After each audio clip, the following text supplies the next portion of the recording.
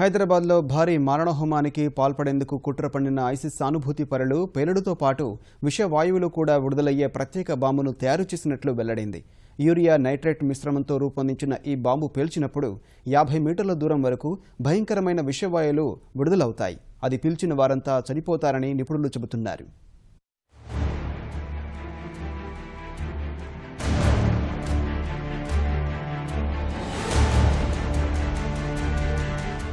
హైదరాబాద్లో భారీ విధ్వంసానికి కుట్ర పన్నిన ఐసిస్ సానుభూతిపరులకు నాయకత్వం వహించిన ఇబ్రహీం 2 రకాల బాంబులను తయారు చేయడంలో ప్రావీణ్యం సంపాదించినట్లు తాజాగా వెల్లడైంది.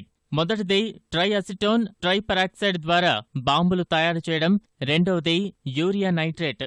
పోలీసులు దాడి చేసినప్పుడు దీనికి సంబంధించిన పదార్థాలు లభ్యమయ్యాయి.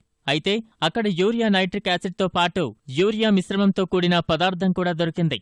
దాన్ని ప్రయోగశాలలో పరిశీలించినప్పుడు అది యూరియా నైట్రేట్గా తేలింది.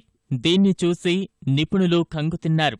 యూరియాలో నైట్రిక్ యాసిడ్ కలిపి నిర్దిష్ట ఉష్ణోగ్రత వరకు వేడి చేయడం వల్ల యూరియా నైట్రేట్ సిద్ధమవుతోంది. అలాంటి ఈ పదార్థంలో డిటోనేటర్లు పెట్టి పూర్తిస్థాయి బాంబుగా తయారు చేయవచ్చు. దీన్ని పేల్చినప్పుడు చుట్టుపక్కల కనీసం 50 మీటర్ల వరకు విధ్వంసం జరుగుతుంది. అన్నిటికీ మించి ఇది పేలినప్పుడు అంతే పరిధిలో విషవాయువులు వెలువడతాయి. ఇది పీల్చిన వెంటనే మనుషులు అపస్మారక స్థితిలోకి వెళ్లి ఆ తర్వాత మృతి చెందుతారు. ఈ తరహా బాంబు ఇప్పటివరకు దేశంలో ఎక్కడా ఉపయోగించలేదు. ఈ విషయం బయటపడిన తర్వాత దర్యాప్తు అధికారులు కంగుతిన్నారు.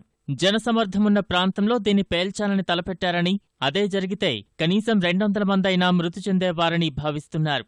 స్కానర్లో ఉన్న దగ్గర మాత్రం టీఏటీపీతో చేసిన బాంబులను పెట్టాలని వ్యూహం పన్నినట్టు తెలుస్తోంది.